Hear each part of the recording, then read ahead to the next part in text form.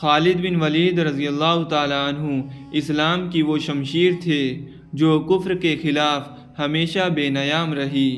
مکہ کے ایک ایسے گھرانے میں آنکھ کھولنے والا بچہ جو اپنی دولت، سخاوت اور فہم و فراست کے حوالے سے جانا پہچانا جاتا تھا۔ اس بچے کے والد ولید کا شمار مکہ کے ممتاز افراد میں سے ہوتا تھا۔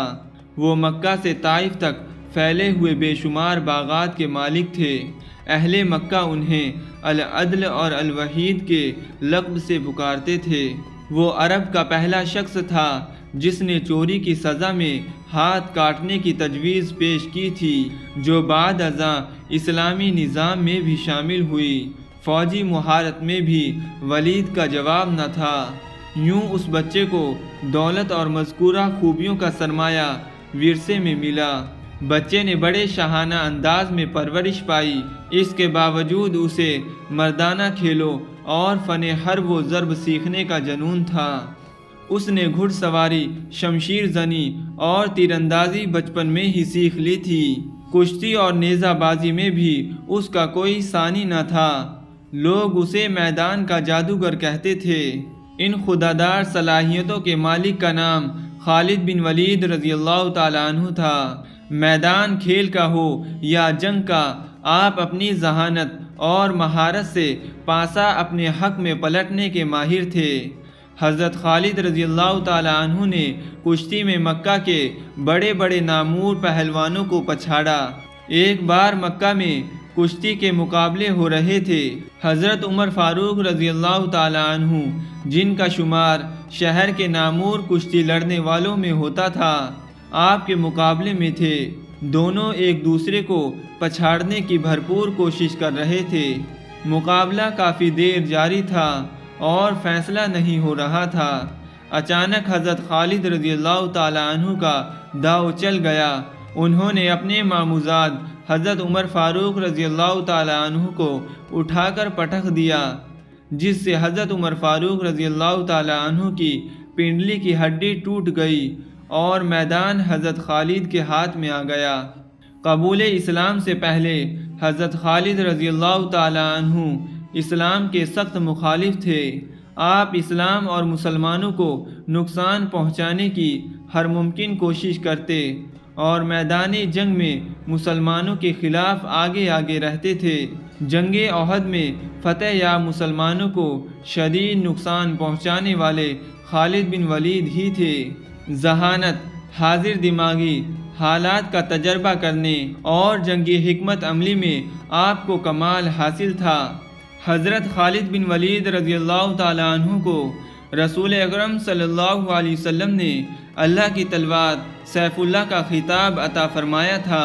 حضرت خالد رضی اللہ تعالیٰ عنہ ان اولین سپہ سالاروں میں سے تھے جنہوں نے نور اسلام کو مدینہ سے دور دور تک پہنچا دیا تھا۔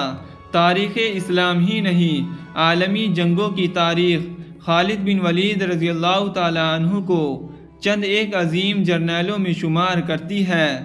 فن حرب و ضرب کے ماہرین اور مبصر آج بھی خالد بن ولید رضی اللہ تعالیٰ عنہ کی جنگی چالوں، میدان جنگ میں ان کی قیادت اور اکثری فہم و فراست کے حوالے دیتے ہیں۔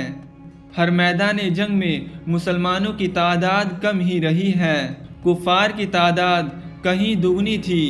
جنگ یرموک کے میدان میں قیصر روم کی فوج اور اس کے اتحادیوں کی تعداد 1,60,000 تھی۔ ان کے مقابلے میں مسلمانوں کی تعداد 40,000 کے لگ بھگ تھی۔ دشمن کی فوج کا محاذ 12 میل لمبا تھا اور اس میں کہیں بھی شگاف نہیں تھا۔ اس کے مقابلے میں مسلمانوں نے دشمن کے محاذ کے پھیلاؤ کو دیکھ کر اپنا محاذ 11 میل پھیلا دیا تھا اور دستوں کے درمیان وسیع شگاف تھے۔ دشمن کے محاذ کی گہرائی بھی زیادہ تھی۔ دستوں کے پیچھے دستے کھڑے تھے، جیسے چٹانوں کے پیچھے چٹانیں کھڑی ہوں۔ اس کے مقابلے میں مسلمانوں کی محاذ کی گہرائی تھی ہی نہیں۔ تاریخ حیران ہے، جنگی مبصر حیران ہے کہ مسلمانوں نے یرموک میں رومیوں کو شکست کس طرح دی تھی، اور رومیوں کی یہ شکست فیصلہ کن تھی۔ اس کے بعد بیت المقدس پکے ہوئے پھل کی طرح مسلمانوں کی جھولی میں آ گرا تھا۔ یہ جنگی چالوں کا کمال تھا۔ یرموک کی جنگ میں خالد بن ولید رضی اللہ تعالی عنہ نے جو چالیں کامیابی سے آزمائی تھی وہ آج ترقی یافتہ ممالک کی فوجوں کی ٹریننگ میں شامل ہیں۔ خالد رضی اللہ تعالی عنہ نے کبھی تسلیم نہیں کیا تھا کہ دشمن کی تعداد زیادہ اور اس کے ہتھیار بدتر ہیں اور مسلمان بہت تھوڑے ہیں تو دشمن کے سامنے آنا خطرناک ہوگا۔ ایسے موقع بھی آئے کہ انہوں نے خلافت کے احکام کو نظر انداز کر کے دشمن پر حملہ کر دیا اور فتح پائی۔ یہ ایمان اور عزم کی پختگی کا کرشمہ تھا۔ یہ اسلام اور رسول اکرم صلی اللہ علیہ وسلم کے عشق کا کمال تھا۔ خالد رضی اللہ تعالی عنہ کے کردار کی عظمت دیکھیے۔ خلیفۃ المسلمین حضرت عمر فاروق رضی اللہ تعالی عنہ نے انہیں پہلے سپہ سالاری سے معزول کیا تو خالد بن ولید رضی اللہ تعالی عنہ بددل نہ ہوئے اور سپاہیوں کی طرح لڑتے رہے۔ یرموک کی جنگ کے بعد عمر بن خطاب رضی اللہ تعالی عنہ نے خالد کو ایک الزام میں مدینہ بلا لیا۔ خالد رضی اللہ تعالی عنہ سے باز پرس ہوئی۔ عرب کے اس وقت کے رواج کے مطابق طریقہ ایسا اختیار کیا گیا جو ایک سپہ سالار کے لیے توہین آمیز تھا، لیکن خالد رضی اللہ تعالی عنہ کا رد عمل ایسا تھا جو خلیفۃ المسلمین کو ناگوار نہ گزرا۔ انہوں نے سزا قبول کر لی۔ خالد بن ولید رضی اللہ تعالی عنہ کو معزولی پر بہت افسوس ہوا، لیکن انہوں نے خلیفۃ المسلمین کا تختہ الٹنے کی کوشش نہ کی، اپنی الگ سیاسی پارٹی نہ بنائی، نہ اپنا محاذ قائم کیا۔ اگر وہ ایسا اقدام کرتے تو پوری فوج ان کے ساتھ تھی۔ وہ قوم کی نگاہوں میں عزیز اور عظیم تھے۔ انہوں نے اس وقت کی دو بڑی جنگی طاقتوں کو ریزہ ریزہ کر کے بکھیر دیا تھا۔ ایک تھے ایرانی آتش پرست اور دوسرے رومی تھے۔ خالد رضی اللہ تعالی عنہ نے انہیں پے در پہ شکستیں دے کر عراق اور شام کو سلطنت اسلامیہ میں شامل کر لیا تھا، لیکن انہوں نے خلافت کے خلاف ایک لفظ نہ کہا۔ انہوں نے اپنی عظمت کو نظر انداز کر کے خلیفۃ المسلمین کی عظمت کا خیال رکھا۔ ایک روایت میں ہے کہ حضرت خالد بن ولید رضی اللہ تعالی عنہ نے اپنی زندگی میں 125 جنگیں لڑی ہیں۔